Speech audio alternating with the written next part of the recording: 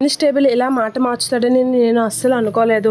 అతను ఎందుకు ఇలా మాట మార్చాడో ఏంటో అని చెప్పేసి కావేరి అయితే చాలా ఇదవుతూ ఉంటుంది. తను నాకే నువ్వు విడుదల అవ్వడానికి సాక్ష్యం తనే చెప్పి ఎలా మార్గం చెప్పి తన సాక్ష్యం చెప్తానని వచ్చి దొంగ సాక్ష్యం చెప్పాడు అని అనేసరికి బాల అతను ఇలా మాట మార్చుతాడని దొంగ సాక్ష్యం చెప్తాడని అనుకోలేదు అని అనేసరికి చిన్ని బాధపడుతూ ఉంటుంది. ఇక కావేరి కూడా చాలా ఏడుస్తూ ఉంటుంది. బాలరాజుకి శిక్ష పడినందుకు అతనే ఎందుకు ఇలా చేసి ఉంటాడు, అసలు ఎందుకు అలా దొంగ సాక్ష్యం చెప్పుంటాడు, మాట ఎందుకు మార్చాడు అని చెప్పేసి చాలా కంగారు పడుతూ ఉంటుంది, ఏడుస్తూ ఉంటుంది.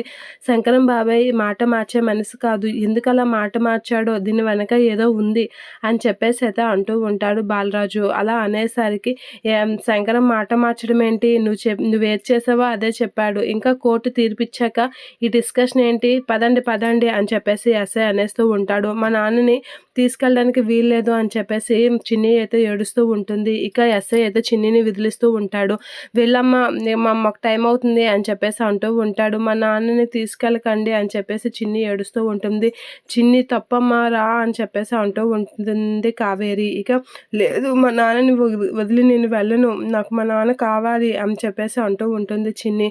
ఇక చిన్నిని విడిపించుకొని బాలరాజుని అయితే తీసుకొని వెళ్తూ ఉంటారు.